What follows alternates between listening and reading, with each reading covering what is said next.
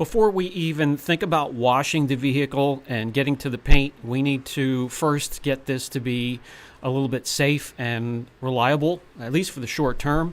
And it starts with removing the Walmart Never Start battery. And the reason that's drained and barely takes a charge is because of this telltale sign, this huge red cable that leads to the back and the head unit as well. That's what's draining the battery. That's all going to go.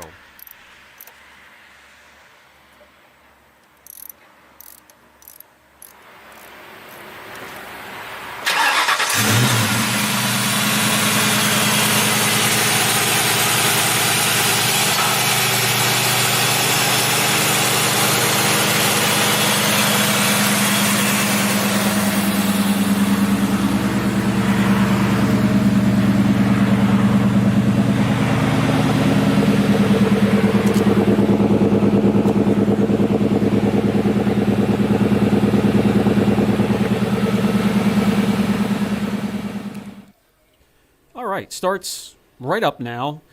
No taps, no knocks, runs smoothly, purrs like a kitten, and we can pull it inside now and start removing all of the culprits that drain the battery and the charging system to begin with.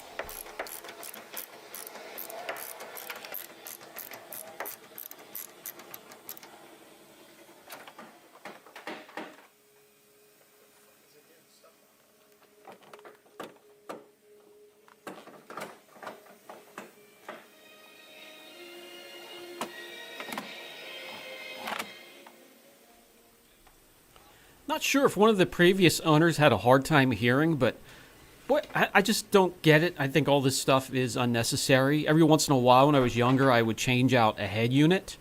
But the 4, 5, 6 speakers that are already in vehicles these days are loud enough. Let me know down in the comment section if you have retrofitted your vehicle for a sound system. No doubt whatsoever, some weight reduction work going on here. Everything but the kitchen sink, plus 100 feet of wiring.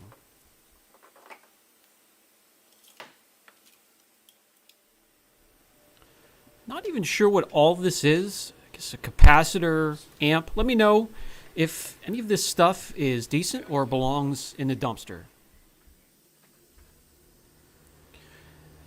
Much better. Cleared out. Guys, a quick tip, never park your car under a tree. I don't care if you're trying to save it from rain, the sun, storms, hail, all the damage that it causes from the moisture that tree fallout holds in your vehicle is disastrous. Just a quick look at the paint. We're going to go out and wash it, but we have a couple of things to do first. You could see the overall fading, oxidation, scratches, nicks, dents, you name it, we have it on this paint, and we're going to have fun correcting it. Now, when it comes to some of the dings and dents, which our PDR guy can take care of, and a little bit of surface rust, which we're just going to move on from and pretend that it's part of the car's ventilation system. That can be taken care of a little bit later or afterwards if the car holds up and we find it valuable enough to do so. Everything else we're going to be able to either remove or improve greatly.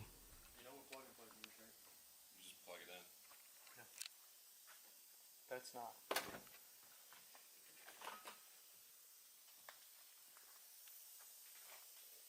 There's like a bunch of adapters plugged in shit, or There's a fuse, there's a power wire, there's an aftermarket harness for the radio wired in.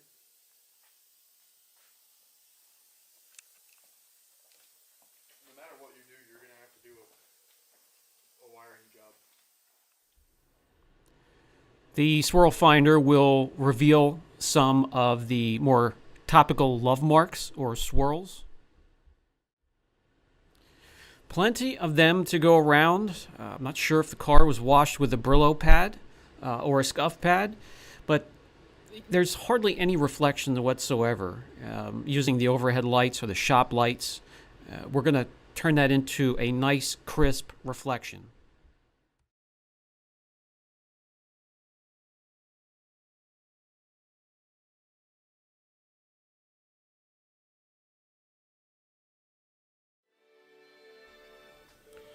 Before we wash, a couple things we want to do, in case we get it dirty with handprints and dust and you name it. We're going to get this thing up in the air and check it out, make sure it's safe, check the brakes, change the oil, maybe change a couple of the filters from the air filtration system, and check all the fluids as well. Why not? And unfortunately, this has a dirty air intake. Another K&N, oil-pregnated filters. We're going to change this one out. But besides that, the coolant isn't sludgy. There's no water in the oil, not frothy under the cap or on the dipstick. Everything looks full and decent for the most part. A lot of the fluids do need to be changed, and we will do that with the oil change.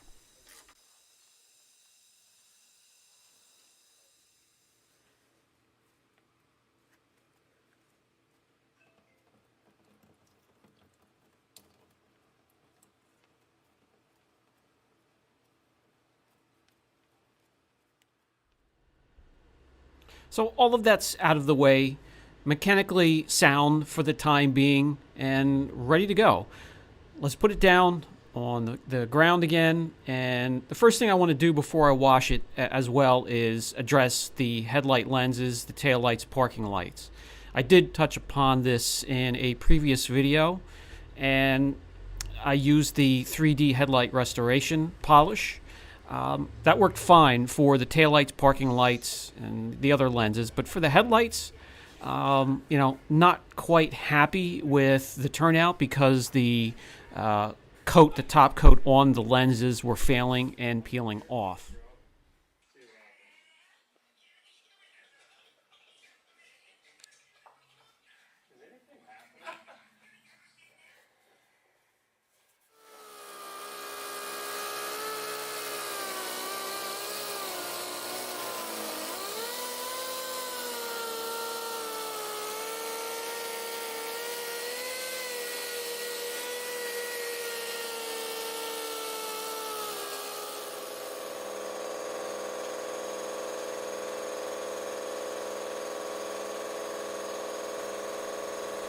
The polish cleared them up slightly.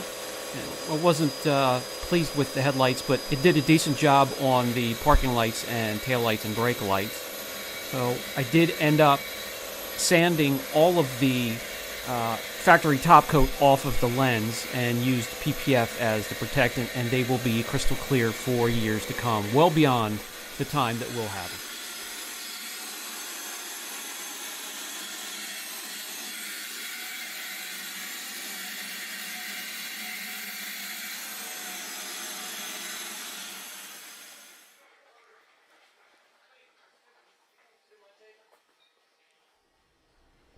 Probably some obvious telltale signs by the splatter all over the floor and the walls and everywhere else.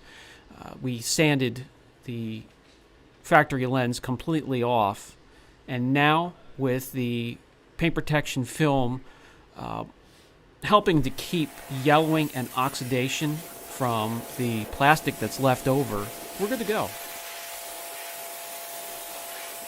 Finally, time to wash it. And we're going to start with the sills, open up the trunk, open up the hood, rinse all of those areas where dirt from the tree has nestled in and really has collected a lot of moisture, and that's not good for the vehicle. I don't care what year it is. And then also from the splatter from the headlights as well. Inside the gas cap, in the wheel wells, we're going to rinse all of that out. Looking forward to seeing the wheels cleaned up. Out of all the factory wheels that they put on the Mustangs here, I think I favor these the most. We'll see when I have it cleaned up and take another look. And actually, for stock wheels, not bad. Let me know down in the comments section is what's the first thing you do when it comes to aftermarket parts for your freshly purchased vehicle? Wheels, ground effect, high performance parts? Let me know.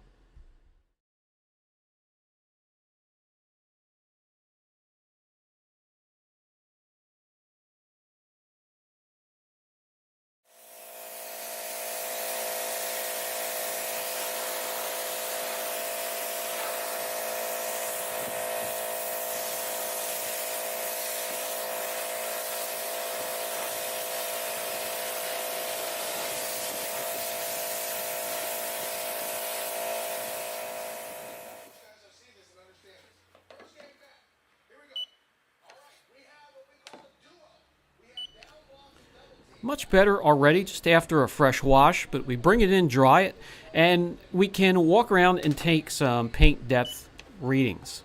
On the fender, normal. The hood and the trunk, they are fiberglass. You won't get a reading. When we get to the driver's side door and the rear quarter panel, it's going to be obvious if you pay attention to the readings that they were worked on, have filler, and are repainted. Yeah, we're going to break out the Men in Black neuralizer and flush these readings on the door and quarter panel from our memory altogether and move on.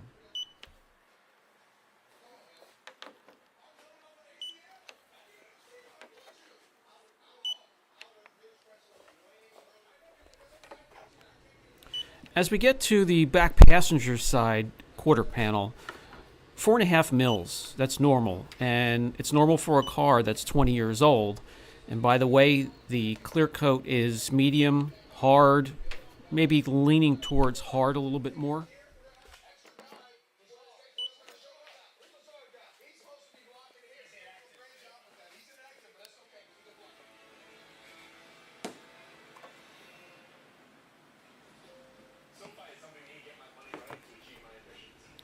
The gloss meter readings are absolutely dreadful, and we're hoping to get close to triple digits. And we're not going to put a coating on this or paint protection film. What's best for this is a polymer sealant in case maybe later or the next owner wants to fix some of the issues like the larger dents or the surface rust. There's room to get quite aggressive with this, and we might have to get the results we're looking for. So the first thing we're going to do, since we are going to get aggressive and probably break out the rotary with a wool pad, is tape off some of these plastic areas, rubber trim, plastic, rubber grommets. I like the 3M precision tape. That's like a minty green color you can find at auto parts stores, by the way. And no, you do not need to tape up the car like you're doing a $10,000 paint job. You just need to protect the rubber and plastic pieces. It doesn't matter if the tape gets a little bit on the paint or doesn't completely cover the plastic. Just want to protect it from the pads and backing plates bumping up against it. Test areas. We always do them, but I'm going to save a little bit of time for the sake of the length of the video. I already have the combination picked out. You can see the cut combination wool pad with a cutting compound, and then the second step, so it'll be a two-step, we'll have the DIY gold standard and a microfiber pad. Or a foam pad, microfiber or foam. If it's microfiber, I would go with the Eurofiber 50/50 pad. For a foam pad, just make sure it is a medium aggression, open-celled foam pad. That's what I have here.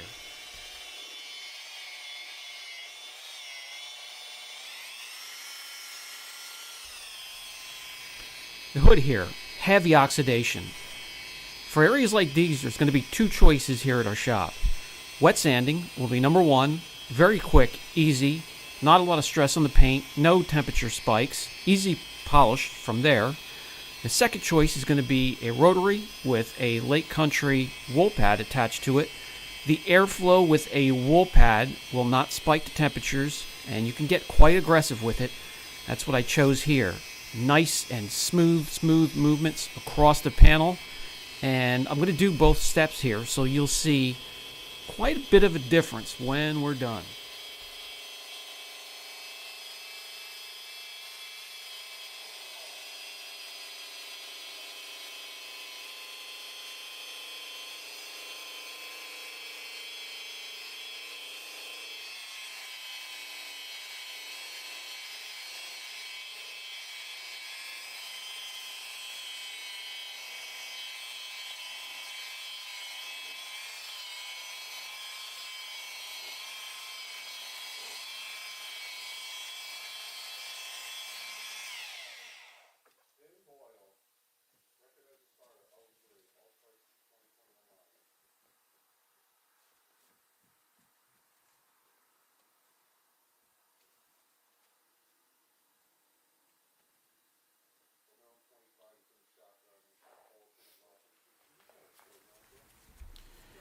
Without moving on to the next step, I know, and without moving the camera, you can already see the night and day difference. But let me grab that second step. That's going to be an open cell medium aggression foam pad and the DIY gold standard. That's to clean up. Now on softer, medium, or soft clear, that's going to be a completely different choice, and I've covered that in many videos. Feel free to visit them. Also, feel free to join the Apex family here. We have a wonderful subscriber base, incredible, insightful viewers that want to learn. If you haven't already subscribed, hit the subscribe button, notification bell, and say hello down below. We welcome you.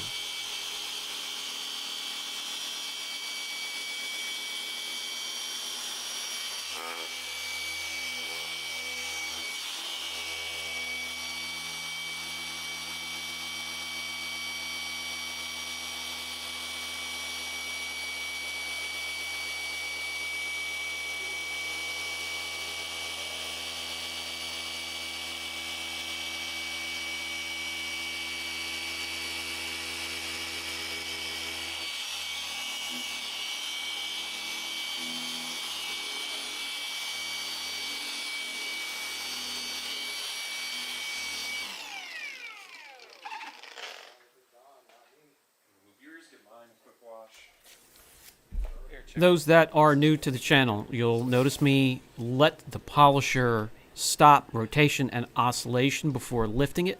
It's much easier on the gears, the backing plate, and your pads as well.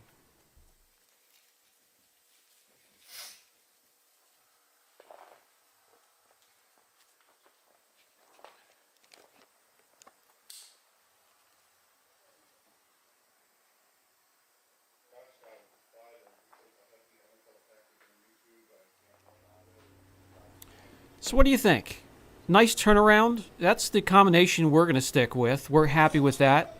And we still leave behind some of the clear coat to protect that gorgeous blue underneath.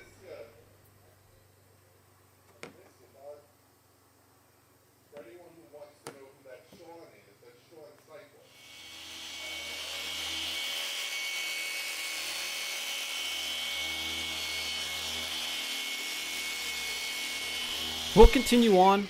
I wanted to move on to other defects and show you how I attack them, but I wanted to finish the hood, just see what this side of the hood looks like, all shined up.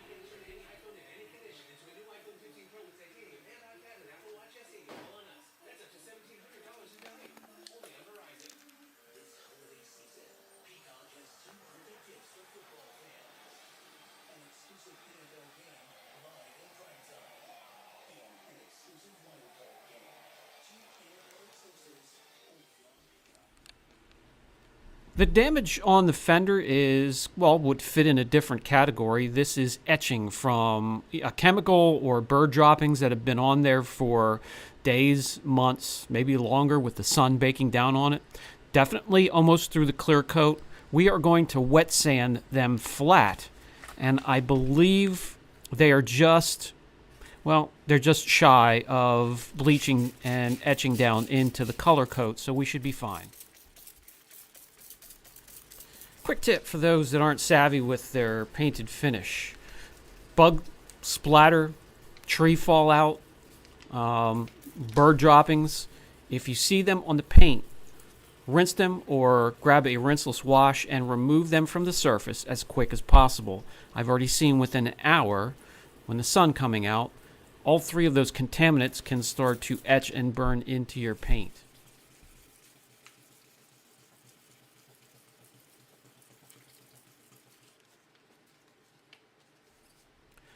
I know life gets in the way, we're all busy, but I wouldn't wait 4,362 days to remove it. I've seen some of the stuff etched down into the bare metal of the panel, if left there long enough.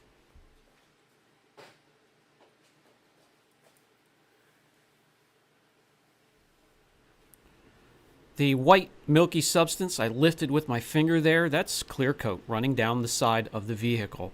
I sand until I see that, and then I'll wipe the area, check my work.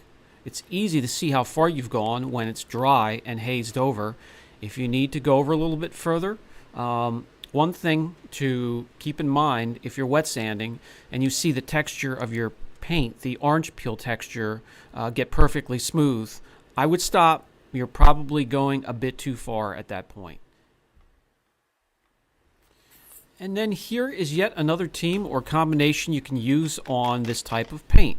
The Kalkemi H9 and a Eurofiber 50/50 pad. And this is on a polisher with a 15mm throw.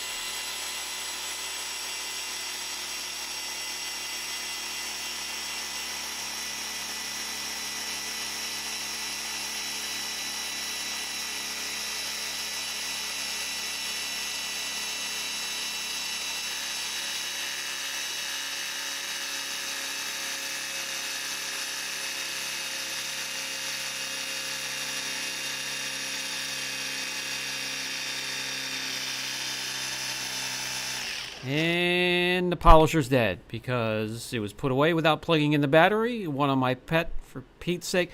Give me a second. Let me swap out polishers and we'll get back to it. My apologies, guys.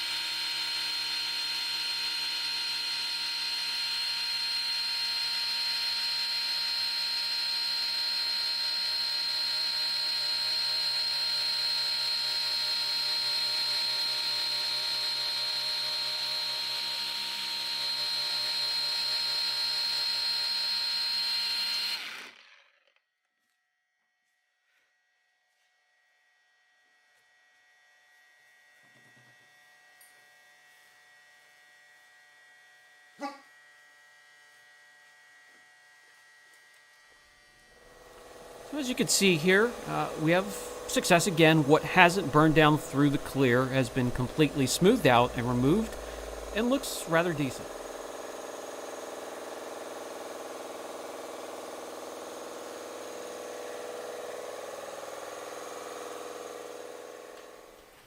Another area with damage in yet another category are your scratches that aren't quite through the clear coat, but are deeper than your typical topical your topical scratches made just from washing. Anyways, we are going to show you a combination to remove them as well. Not quite as involved as the first two categories.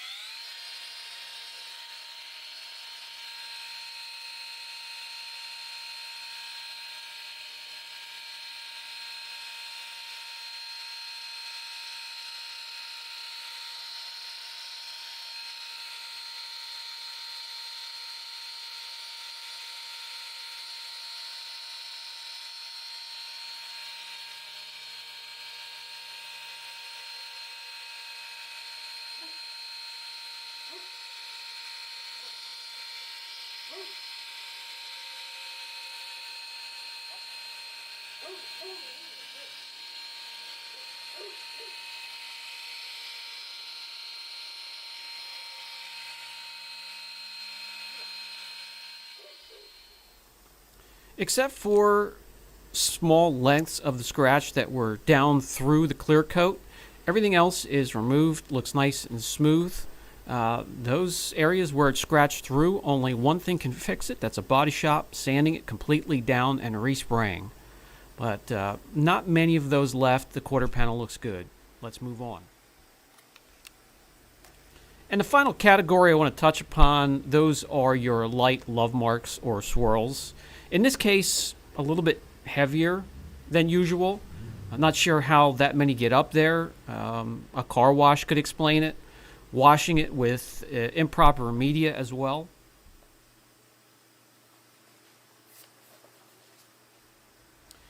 In this case, cut and finish from Sonax teamed up with just your ordinary foam polishing medium polish pad will remove those and give you the results that you're looking for.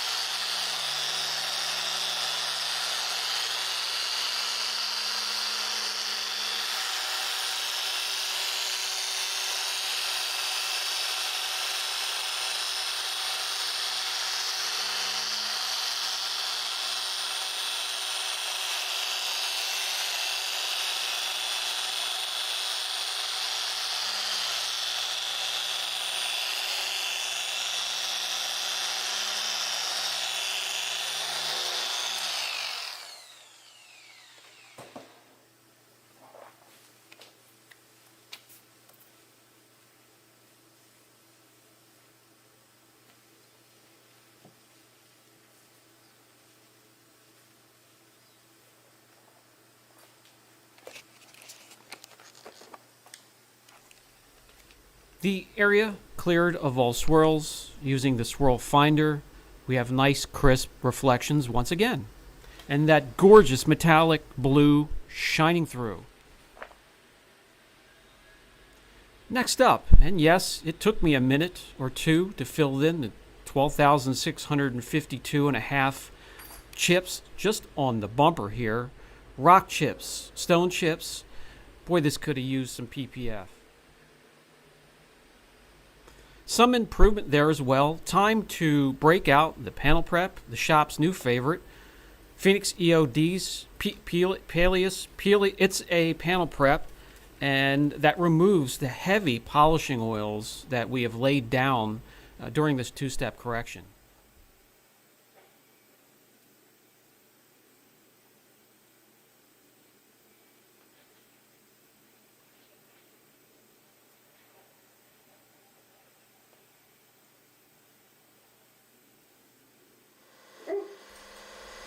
We're going to stay within the Phoenix EOD's line and grab the Gloss and Wax. This is a rich formula, contains T1 carnauba, contains cross-linking polymers, and for those that wouldn't mind a fourth arm growing out of your back, it has some PTFE. Always wear protective equipment when working with Teflon. Don't ask me how I know. It's the product and the material has come in and out of detailing for a reason, but it's back in. Hopefully now it's safe. But this product here gives a nice, warm, wet glow. The other concern with PTFE, it's a forever material. It will eventually wash off your vehicle onto the ground. And it will be around longer, way longer than any human will be. Always a concern. but hopefully improved by now. I don't know. Movies haven't been all that popular lately. Glossum wipes off easily. I just go around, apply it to the whole vehicle, and by the time I'm done, it's hazed over. It's time to wipe it off, and it's a user-friendly experience. Like wrap the whole thing. Just Some plastic trim love here with the 3D GLWS. Guys, I'm not at all concerned about pronunciation or exactly what these things are called. I just want to know if they work. If they do, I'll buy them all the time. This is more like a lotion. You massage it into the plastic and it cures and also protects. Next up, the cherry on top. I've really been enjoying the Ebola tire shine, and it goes on slick. It goes on looking rather glossy, but it settles back a bit, and it makes them look like a new tire after a few minutes. And finally, we get to do the walk around. The finished product. What do you guys think? A little bit of improvement. We saved some of the paint. It's now presentable for Junior here to burn out that clutch. An overcast, rainy day, typical for Pennsylvania this time of year. It doesn't get much gloomier than Pennsylvania early winter. But we will quickly back it out, and I'll do a quick walk around. It'd be nice if the sun was out, but that's not an option today or this week or this month.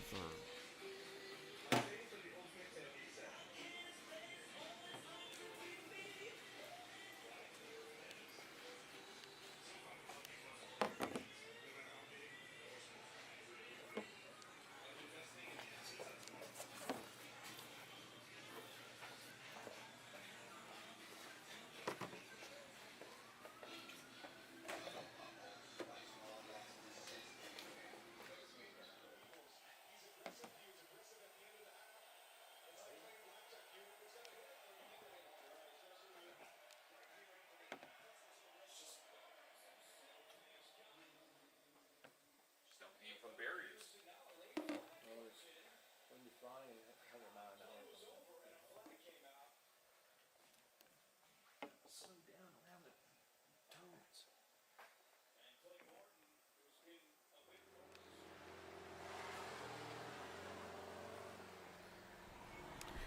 Interior freshened up just a bit as well. The dash in great shape, a lot of the plastics in good shape. A nice start, a nice foundation in the interior. Maybe we'll go a little bit further there as well.